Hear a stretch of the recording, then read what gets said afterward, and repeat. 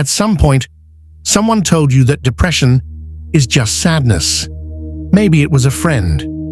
Maybe it was a family member who said, "Just think positive," or "You have so much to be grateful for." And maybe, even if you knew better, a small part of you wondered if they were right. They weren't. Depression is not a mood. It is not a choice. It is not a character flaw. What it actually is one of the most complex neurological events your brain can go through. And today, we're going to walk through exactly what's happening inside your brain when depression takes hold. Because when you understand it, something shifts. Not everything gets better overnight, but understanding what's real, that matters. So let's get into it. For years, decades really, the dominant explanation for depression was what's called the chemical imbalance theory. You've probably heard it. Depression is caused by low serotonin in the brain. It was everywhere. Textbooks, TV ads, doctors' offices. And here's the thing, it's not that it was completely wrong, it's that it was deeply incomplete. A landmark 2022 review published in Molecular Psychiatry, led by researchers at University College London, found that after decades of research, there is no consistent evidence that depression is caused by low serotonin levels.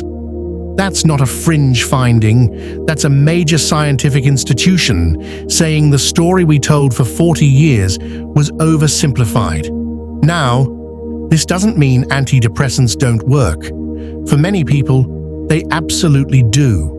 What it means is that depression is far more complex than a single chemical being too low. So if it's not just serotonin, what is it? When someone experiences depression, especially chronic or severe depression, real, measurable changes happen in the brain. Let's walk through the three most significant ones.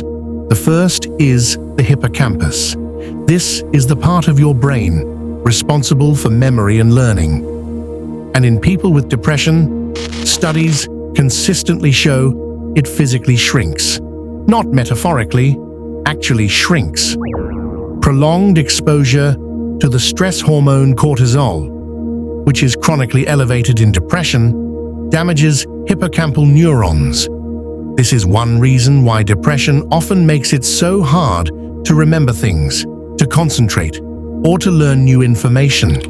Your brain is literally operating with less capacity.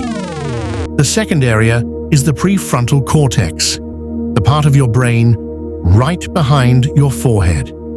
This is your decision-making center, your logic center, the part that helps you regulate your emotions and think about the future.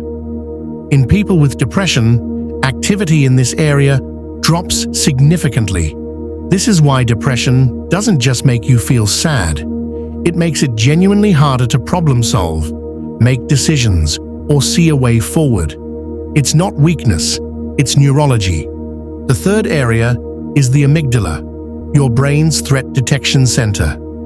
In depression, the amygdala becomes overactive and hypersensitive. Small things feel catastrophic. Neutral comments feel like criticism. A friend not texting back feels like rejection. Your brain's alarm system is misfiring, constantly scanning for danger that isn't there. Three areas, all changed, all affecting how you think, feel, and experience the world. And none of it is your fault. Here's something that might genuinely surprise you. Depression may have a significant immune system component. In recent years, researchers have found that many people with depression have elevated levels of inflammatory markers in their blood, things like cytokines and C-reactive protein. These are the same substances your body produces when it's fighting an infection or healing an injury. What scientists are now exploring is whether chronic inflammation, caused by things like chronic stress, poor sleep, gut health, or childhood trauma, can trigger or worsen depression by affecting how the brain functions. This is why some people find that things like regular exercise, an anti-inflammatory diet, and quality sleep have a measurable impact on their mood. It's not just taking care of yourself. In a vague sense, it's directly addressing a biological pathway that connects your body to your brain. Depression isn't just in your head, it's in your whole body. Okay, I want to pause here, because I know some of what I just described can feel heavy. Brain shrinkage, overactive threat systems, inflammation. That's a lot. So let's talk about what the science also shows. Your brain can change, not just cope, actually change. This is neuroplasticity, your brain's ability to form new neural connections, grow new cells, and rewire itself throughout your entire life. And here's what's remarkable. Many of the changes depression causes, including hippocampal shrinkage, can actually be reversed. Studies have shown that both antidepressant medications and psychotherapy, particularly cognitive behavioral therapy, promote neurogenesis, which means the growth of new neurons, particularly in the hippocampus. Exercise has also been shown to have a powerful effect here. A landmark study out of Duke University found that aerobic exercise was as effective as medication for treating moderate depression in some patients and had a lower relapse rate. Even practices like mindfulness meditation have been shown in brain imaging studies to physically change the structure of the brain over time, increasing gray matter density in areas associated with emotional regulation. None of this is a guarantee. Recovery is not linear, and what works looks different for everyone. But the science is clear. Your brain is not fixed. It is not broken beyond repair. It has the capacity to heal. And that healing is not just possible, it is biological. I want to close with something that I think gets overlooked in a lot of conversations about mental health.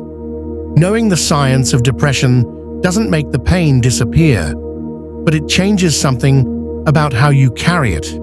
When you know that your inability to feel joy isn't laziness, it's anhedonia, a measurable reduction in dopamine signaling in your brain's reward system. You stop fighting yourself. When you know that your negative thoughts aren't truth, they're an overactive amygdala pattern matching for threats, you can start to observe them differently.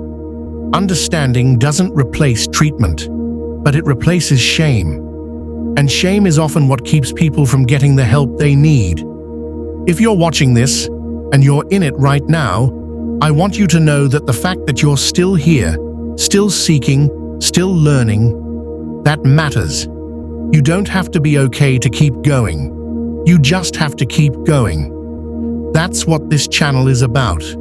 Not toxic positivity, not quick fixes, just honest, science-backed conversations about what's happening inside us and what's actually possible. If this video helped you understand something about yourself or someone you love, share it. You never know who needs to hear that their brain isn't broken. Next week, we're going to talk about what trauma actually does to the brain and how the science of healing from it has changed completely in the last 10 years. You won't want to miss it. Until then, you're still standing. And that counts for something.